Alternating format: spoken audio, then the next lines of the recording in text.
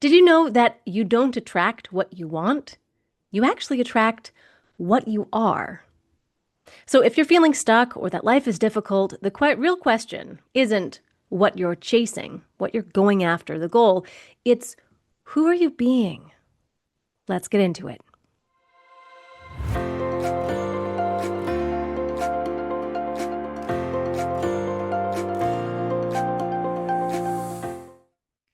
Hello, my beautiful women. Welcome back to Whole Woman Awakening. This is part 3 of our Coming Home to Yourself as a Woman series. And today we're stepping into what I think is the natural next evolution of this journey. In episode 1, we talked about radical self-responsibility, releasing the victim mindset and reclaiming our power as co-creators of our lives. In episode 2, we talked about safety and containment, about how when a woman feels truly held, supported, and connected to something higher than herself, her nervous system can soften and real growth actually becomes possible. And today, I want to ask the next logical question.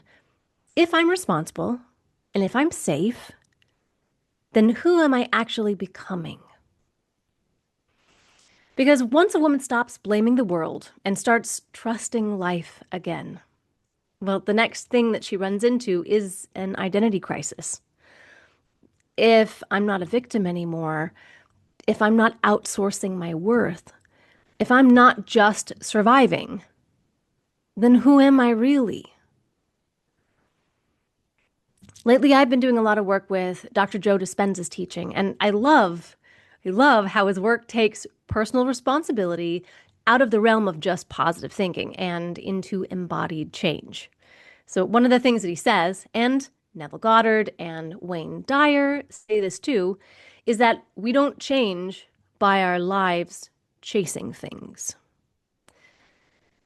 It's the so many of us walking around and saying, I want more money. I want a better relationship. I want peace. I want fulfillment. But underneath that, it's our identity is still, I am lacking. I am behind. I am unlucky. I am powerless. And oftentimes, honestly, I'm unworthy. So you you can't create a new life from the same identity that created the old one.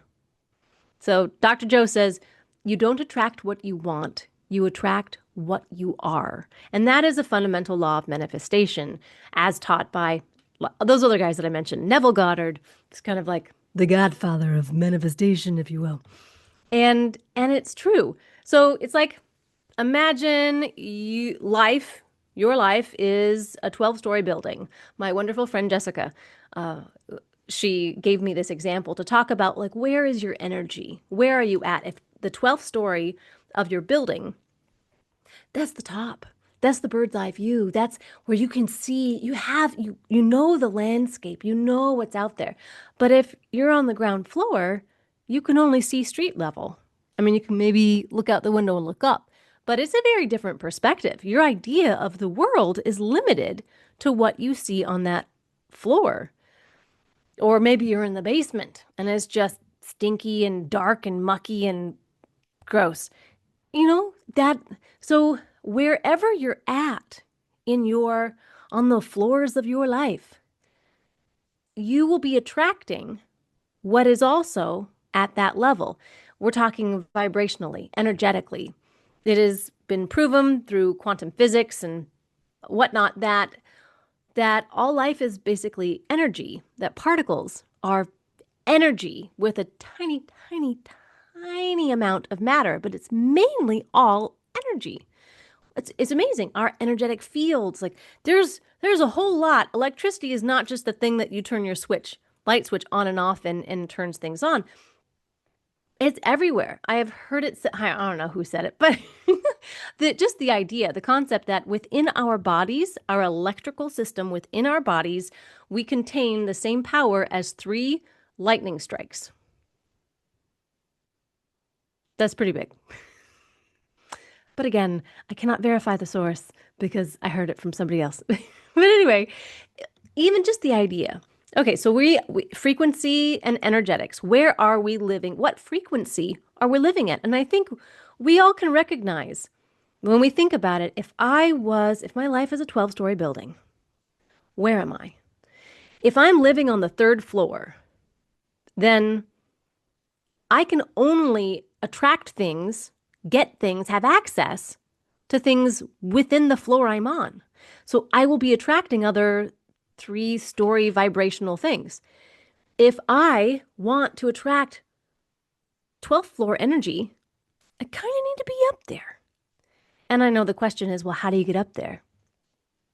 We'll talk about it.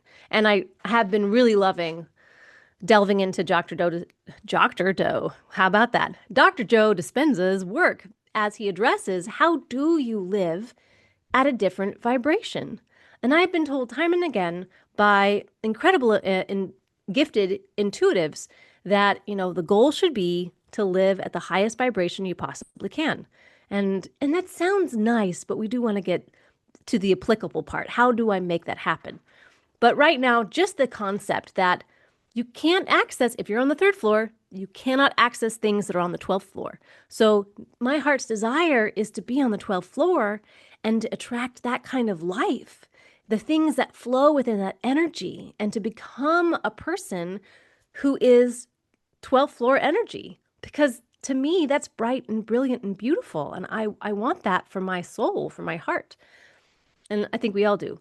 But I think a lot of people that get tied up in, again, your identity and the kind of life that you're trying to create, we get caught up in I would call it like the YouTube short or the Instagram reel version of manifestation, which is you just make a list and you wish really hard for material wealth, and then you're going to get it. I haven't done a whole lot with that. So maybe there is something to that, but I tell you what, doing the work about getting myself to a different vibration, I have been feeling that. And that feels very true to me. And you know what's so beautiful in that is that it just feels so much more authentic to our spirits, to who we are. When we focus on being the version of ourselves, that future self that we want to be, that we get energetically in alignment with that. And when we do that, that's when we change and we become a different person. And that person, again, they're going to be 10th floor, 11th floor, 12th floor. And those things that third floor me has been just wishing for and living in this state of lack. Oh gosh, I want it so bad. I wish. I really want these things. And holding on so tightly and focusing on my utter lack instead of my abundance and my gratitude and just who I am as a person. Like, I realized very quickly, oh my gosh, the things would be really nice, but you know what I want? My heart's desire is to be that beautiful future self of mine. I got a goal. I'm working towards that. I am living in the state of having. I believe I am that person. I'm walking into that life. Okay, let's get back on track. But I mean, yeah, what floor are you on? And you know what? It's okay. And something Jessica taught me was that just acknowledge it. Oh my gosh, quiet time is so important. Having some meditative time, whether you're going on a walk and you're using that as meditation, or you sit down for 5 or 10 minutes and just have some quiet time to just be aware. Just be aware and be soft and gentle to yourself and be open and to surrender. Oh my gosh, that's so powerful. So in that moment, you can imagine your 12-story building and ask yourself, what floor am I on today? And there's no judgment and there's no shame. And then say, okay, I want to go up to pick your level. And then watch yourself walk up, like ride that elevator up into those floors. Feel what it's like to change from being 4th vibration, 5th vibration, and then, go all the way up to 12th floor. What does that feel like? Ooh, it's beautiful. And that is a way that you can begin feeling and being in that higher vibrational state. To paraphrase, you don't get access, you don't get to access a 12th floor life from a 3rd floor identity. So real change isn't about hustling harder. It is about becoming different first. When, and this is where it gets really tender and confronting and deeply important. Most of us women aren't exhausted, anxious, and depressed because we're broken. We're exhausted because we're trying to live as something that we're not. For generations now, women have been told men and women are interchangeable. Dependence equals weakness. Productivity equals worth. Motherhood is a distraction from your real life. How does that hit? It hits me hard. Hits me really hard. Community is a luxury. Isn't it nice to have community? Oh, wouldn't it be nice? But not me. Family is optional. And your value is attached to a dollar sign.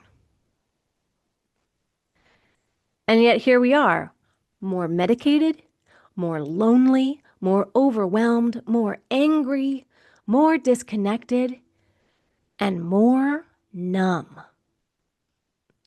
And that is not random. That's what's been happening that's what happens when a whole group of people are trained to abandon their own nature. So this is where, okay, imagine cats and dogs. Cats and dogs, they're household pets, yes, but they're very different. We all know cats and dogs are very different. I truly feel that men and women are just like cats and dogs. And it's not to say anything rude about either one, but just to say from instinct and, that, yeah, and biologically and everything, they're just different. But what if you had a cat and you say, I really want a dog. So, all right, I'm going to dress my cat up like a dog and it will be my dog. Your cat is not going to deliver for you at all because it's not in its nature to be a dog. Just like you cannot turn your dog into a cat. It's not going to happen. And yet that is how we have been operating as men and women. And we are not interchangeable. We are divinely, beautifully made as a balance to each other with polarity. And I know there's so many thick messages that we have been taught where women have been pushed down by the thumb of men. We've been under their boot and they haven't valued us and we were trapped and stuck and now we're finally free and we can make all the sitcoms we want about how dumb and oafish and foolish and that men are and women are always right and they should be the boss of everything and men just muck everything up. It breaks my heart that we as a culture feel it's okay to go ahead and trash men. That's where they belong. They belong in the garbage. As a mother of boys, hell nah. That is not how I see my sons or the role of good, healthy men. So, cats and dogs. Cats and dogs, girls, okay? We're different. We are different. You cannot force a woman into a masculine operating system and then act confused when she feels tired, depressed, resentful, or empty. You cannot. And we're not defective. We're simply misaligned. Preach it. Like this is the truth that anchors me to this work. Now, I do want to say this very gently and clearly. I am not claiming to be the final authority on female biology or feminine psychology. I'm not. I'm just a woman just like you. But in the coming weeks, I'm actually going to bring on a guest who will go much deeper into the biological and neurological design of women with scientific grounding and clinical depth. So we have a lot to look forward to. Today is not the whole map. Today's a doorway. Let's let's walk through this. I mean, I feel like immediately with the word doorway, I feel like we as women have been trapped in the gymnasium. Like you remember pep rallies at school or what like functions at school where you're all stuck in this auditorium. That we've all been trapped in this auditorium and been told this is life. This box that you are in, that is life. And opening the doorway and seeing, oh my gosh, there's grass and there's meadows and there's butterflies and there's beautiful puffy clouds. And that's what life is like when we're actually living in alignment. It is not this stupid, stinky, dark box that's lit up with electric, um, what is it called? Those terrible lights, the overhead lighting. You get me. You know. Anyway, so, but here's what we can name honestly about it all. That men and women are not the same. And that we're not better. We're not worse. We're just different. Women are wired. This is what I love. Please pay attention. Women are wired for connection, relational intelligence. We are the relationship masters of the world. We are nurturing.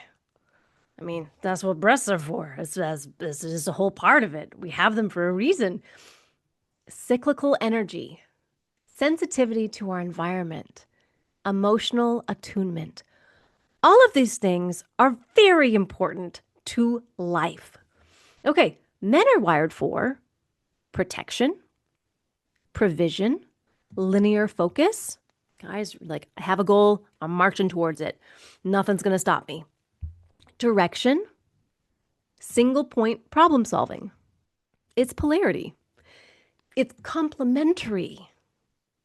And when we pretend that those differences don't exist, we don't become more free, we become more fractured. Okay, so as women, let's go back to the garden analogy from the past two episodes. So you have this garden and you plant seeds in it, but then you just leave it alone. You're not tending to it, you're not weeding, you're not watering, you're just letting it do its thing. And and then when you come back, it's a disaster and it's a jungle and you wonder like, well, what happened? I was told that, I feel this innate need to make a garden. So I'll put some stuff in there, but then I was told to go build a fence, do something else, do something away from it and take my attention off of the garden. Well, if you say, "Hey, I'm a gardener and I want to make something of this garden. I'm going to put my attention on this garden. I'm going to till the soil. I'm going to nourish it with extra nutrients. I'm going to feed it. I'm going to make sure it's watered, protected from hard rains and storms. I'm going to nurture these little sprouts. Maybe I'm going to even start some inside because I just really want to do my best with this garden that I have." And when we do, we nurture it. And as a gardener, what do? You study. Like, oh man, something's wrong with my tomatoes. I'm going to YouTube it. I'm going to look up why do I have yellow spots on my tomatoes? What is this funky worm that's cutting down on my leaves? You're going to invest your attention and your energy into this garden because you're a gardener. This is your role. This is what you have taken full responsibility for, is this beautiful little patch of land. And I feel like as women, we're biologically driven to be gardeners. And yet we're told, just, throw some seeds on there, but leave it alone. You got more important stuff to do. I need you to go check the car. You need to check the brake pads on the car or whatever, just something. And then you come back and you're like, what the hell happened to my garden? It's a disaster. But guess what? So is everybody else's. because they've been told the same thing. Just plant some seeds. Don't worry about it. It's gonna be fine. It's resilient. You know, go and put your attention on something else that feels really hard and backwards for you. Okay, bear with me. And I feel in my own life that I did the exact same thing. And it's like I really feel this strong desire to garden, but I'm told that it's a waste of time. It's a job that's just not valued. I'm not valuable. I'm not living up to my full potential because I'm tending to this garden.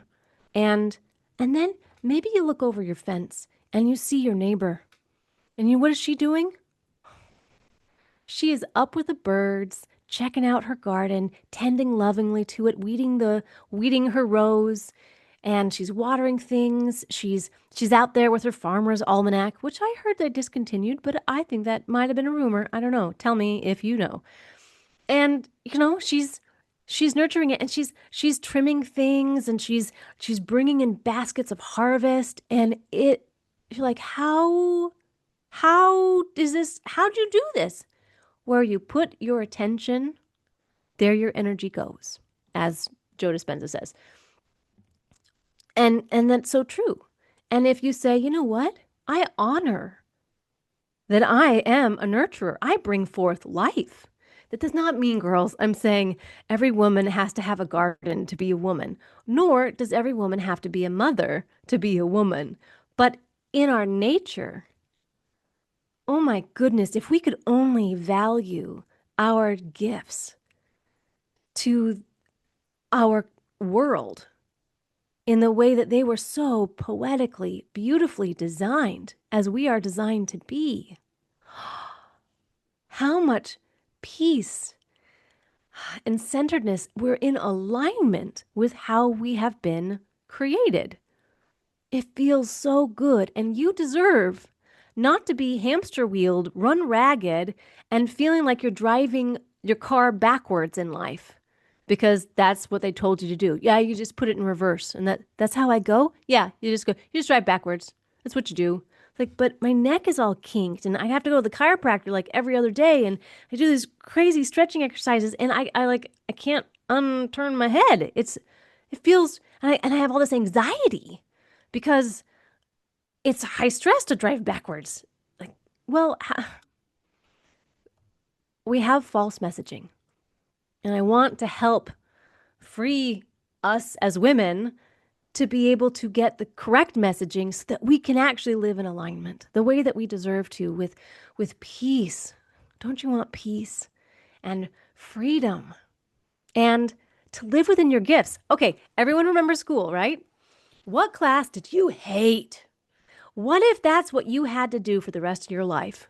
Is that thing that you had a hard time getting your brain wrapped around this thing? What if you could do the thing that you love doing? Maybe it was art class or recess or just, I don't know. I loved shelving books at the library during recess so I could just have quiet time and be away from people.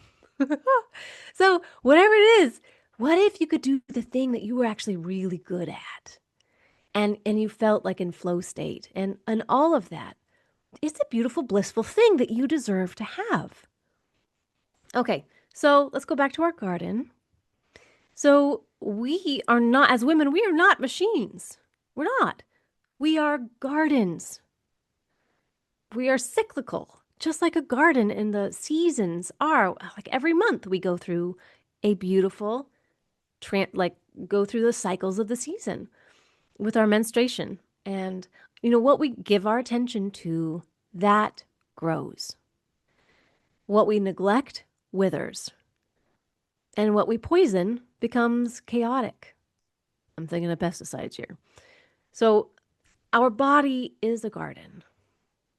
And our marriage is a garden. Our children are a garden. Or do you say are a garden or our children are gardens? I don't know. But our motherhood is. Our community is a garden. And your inner world is a garden too. So we're living in a culture that tells women, Give your best energy to your job. Give your focus to social media. Give your nervous system to constant stimulation. Give your creativity to hustle culture. Give your loyalty to institutions. And then come home empty and confused about why nothing feels fulfilling. And yet, Dr. Joe says, where you place your attention is where you place your energy. So if you pour your life force into things that are not aligned with your nature, your soul will revolt. Your body will revolt. It is not because you're weak, it's because you're wise. So this part might challenge some of you, and I totally say it with love. When women try to be protectors, providers, and leaders, and nurturers at the same time, something in our systems shut down. Because you can't hold the masculine and the feminine polarity in the same body at the same moment. It takes two. And that's the beauty of the family unit. And that's the beauty of partnership and community. And that's why the family unit has been under such a quiet, relentless attack for generations. Because when families are weak, people are really easy to control. When families are strong, people are sovereign. When women are disconnected from their feminine nature, they become exhausted caretakers of systems that don't love them back. So here's what I'd like to leave with you today.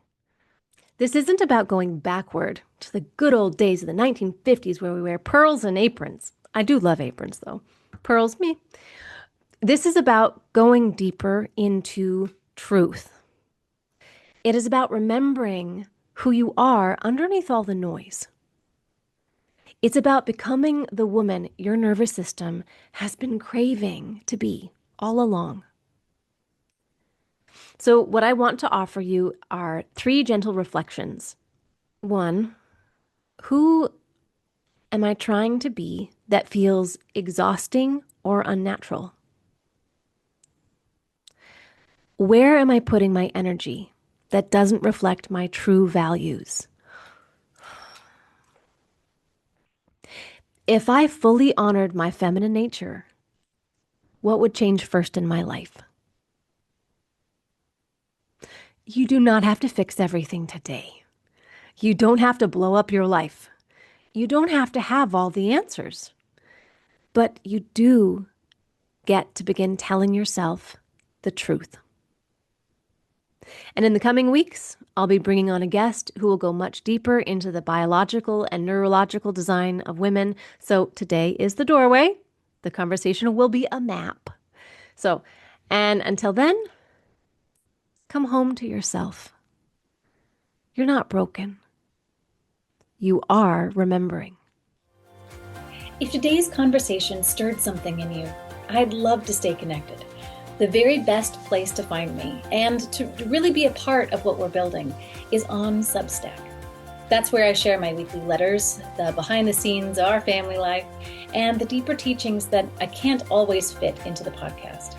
So you can join me at wholewomanawakening.substack.com. And if you're listening on a podcast app, following the show helps more women find these conversations. I am so glad you're here. Thank you for being part of this awakening.